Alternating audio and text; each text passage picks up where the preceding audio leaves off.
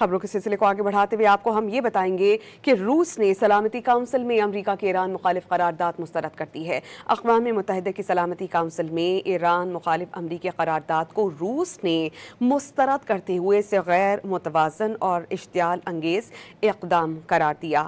ایرانی سرکاری T V کے مطابق امریکہ نے بحرین، سعودی عرب، متحدہ عرب امارات، کویت اور قطر کی حمایت سے سلامتی کونسل میں ایک قرارداد پیش کی تھی، جس میں ایران سے مطالبہ کیا گیا تھا کہ وہ آبنائے ہرمز کے حوالے سے حملے جو اس میں کیے جا رہے ہیں اسے بند کیا جائے اور جہازوں پر عائد ٹول ختم کر دیا جائے۔ روسی مندوب نے قرارداد کی مخالفت کرتے ہوئے کہا کہ واشنگٹن ایک بار پھر خطے میں کشیدگی بڑھانے کی کوشش کر رہا ہے۔